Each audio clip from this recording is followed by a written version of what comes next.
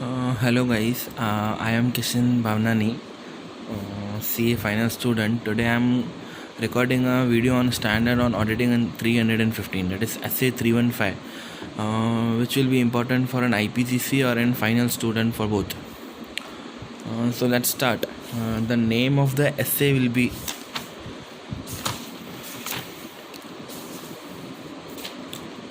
Standard on Auditing 315, that is identifying and assessing the risk of material misstatement through understanding the entity and its environment.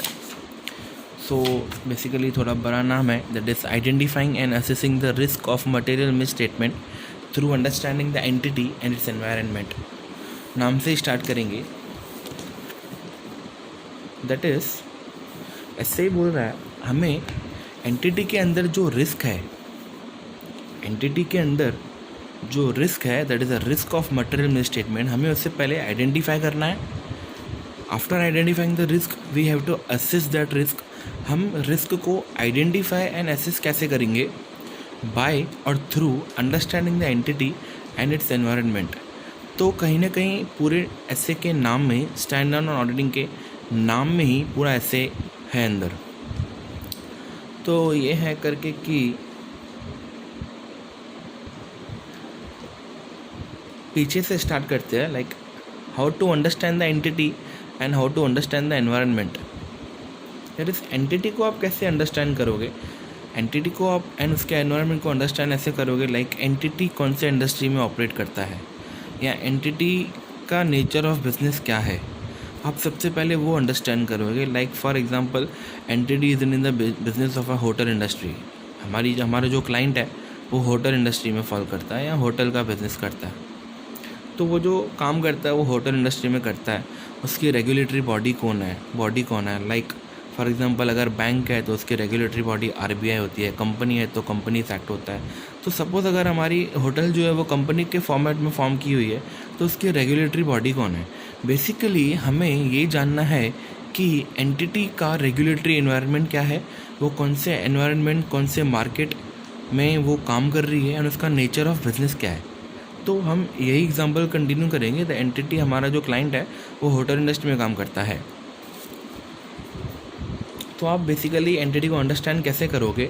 देखोगे आप वो कौन से industry में है, कौन से रेगुलेटरी में उसका उनको कौन रेगुलेट कर रहा है, and external factors like entity को कौन सा अकाउंटिंग प्रिंसिपल्स अप्लीकेबल है या गवर्नमेंट पॉलिसीज़ क्या है उनके मार्केट में. नेचर ऑफ एंटिटी, जैसे मैंने बोला कि होटल इंडस्ट्री हमारे केस में, and entity selection and application of an accounting policies, हमारे एंटिटी का ऑब्जेक्टिव क्या है, miss statements and measurements and review of entities financial performance and internal controls.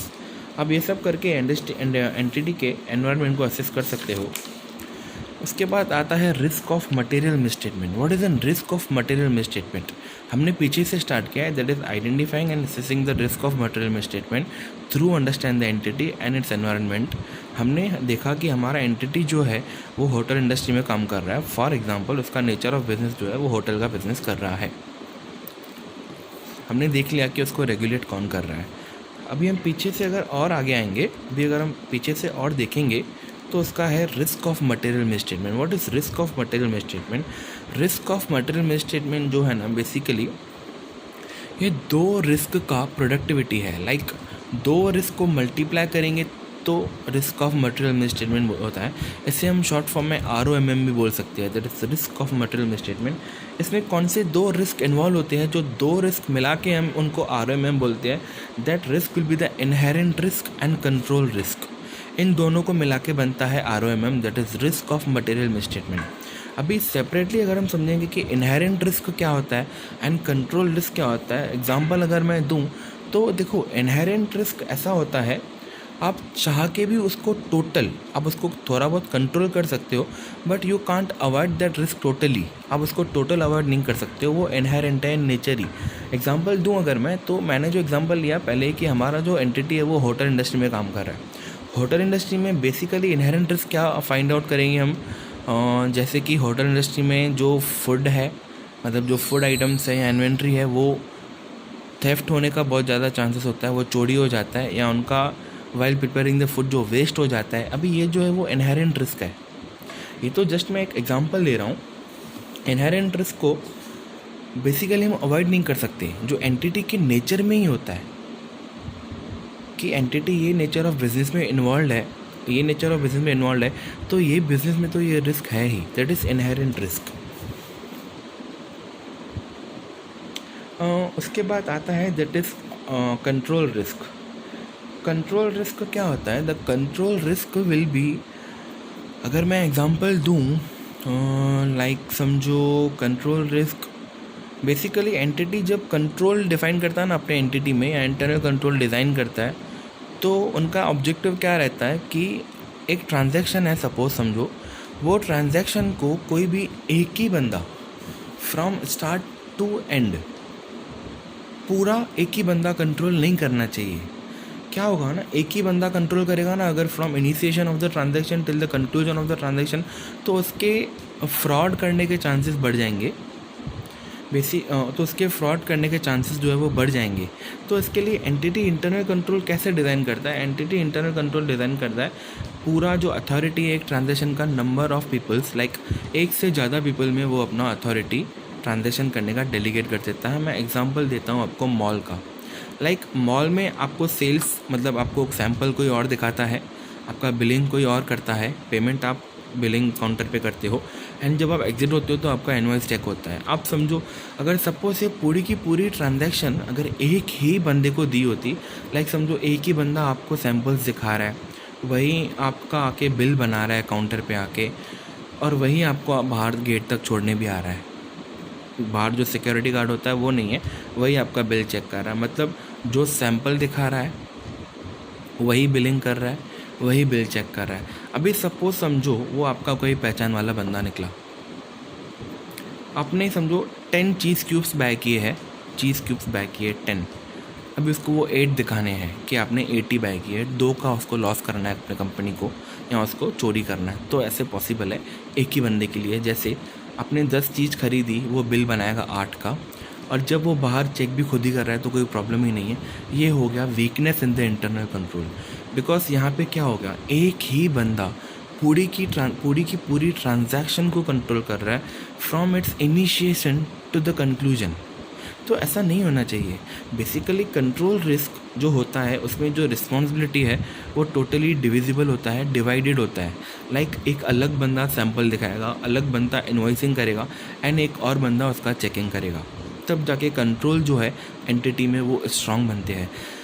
Control risk को अगर मैं जस्ट रीडिंग करके बताऊं, तो control risk is the risk that the entities drafted internal controls in the organization is not able to detect, correct and prevent the misstatement।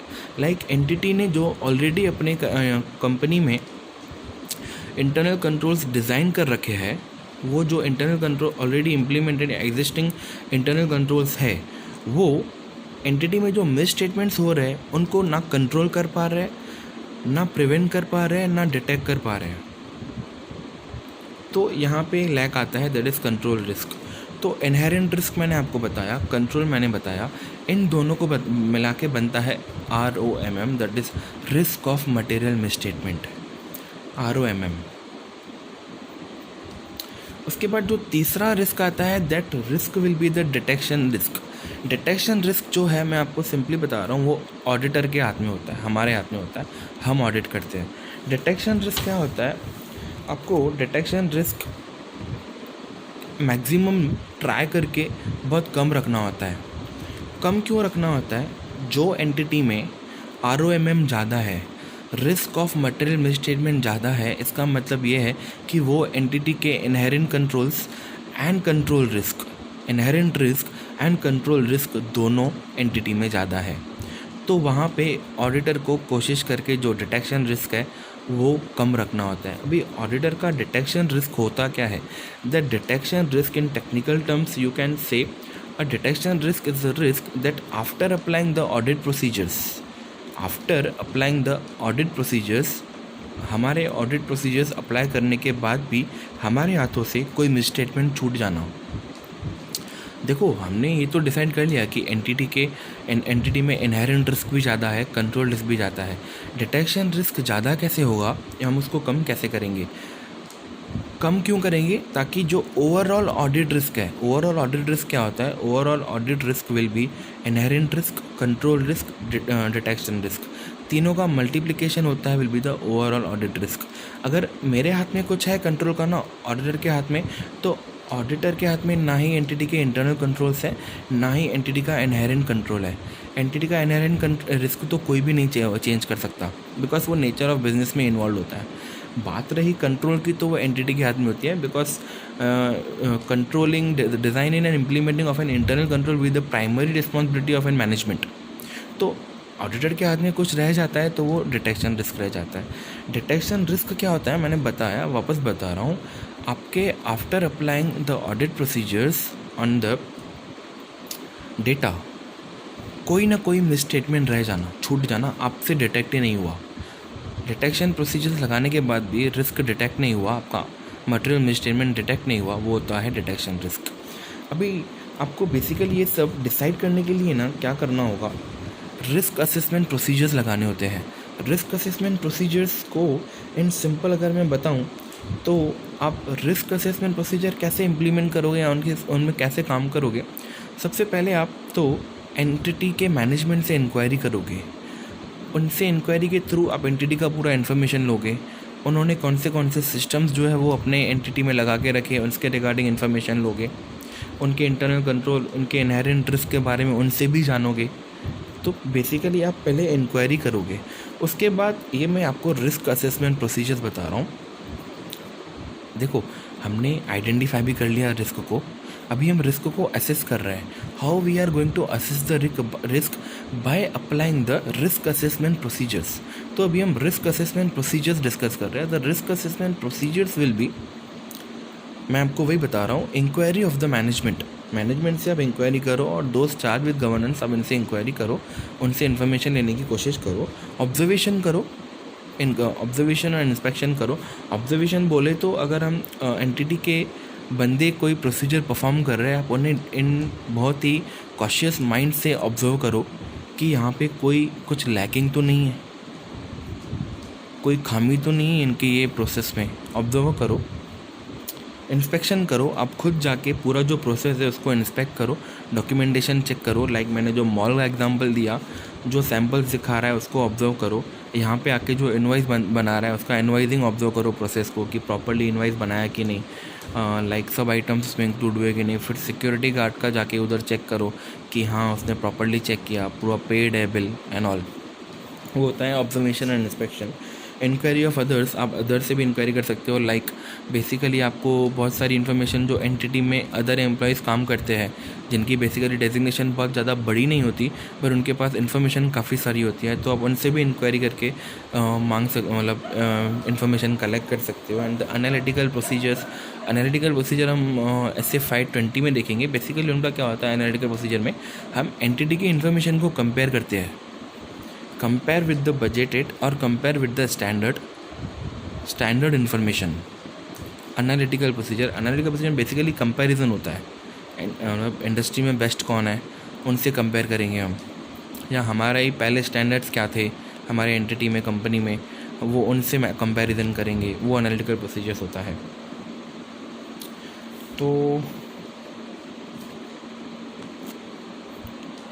हाँ, identify अगर आपको रिस्कों को करना है ना, तो आइडेंटिफाई आप ड्यूरिंग द प्रोसेस ही करोगे। That is identify risk through out the process of obtaining an understanding of the entity and its environment. मतलब आप जब एंटिटी को अंडरस्टैंड कर रहे थे ना, या उसके एनवायरनमेंट को अंडरस्टैंड कर रहे थे ना, कि सपोज़ ये आपको पता चला कि होटल इंडस्ट्री में है, या इनको रेगुलेटरी बाउंड्री कौन सी कंट्रोल कर रही है, कौन सी इनमें गवर्नमेंट पॉलिसीज लगी हुई है, आप वही टाइम पे समझने की कोशिश करोगे कि हाँ इनमें ये रिस्क पॉसिबल है। जैसे होटल इंडस्ट्री की बात निकालने से ही समझ में आता है कि यहाँ पे थेफ्ट का प्रॉब्लम आता है, कैश का प्रॉब्लम होता है, बिकॉज कैश कलेक्शन ज़्यादा होता है। ठीक है, आप आइडेंटिफाइड रिस्क को असेस करो। असेसमेंट का भी मैंने प्रोसीजर बताया आपको, by applying the risk assessment procedures. तो ऐसे करके पूरा होता है कि identifying and assessing the risk.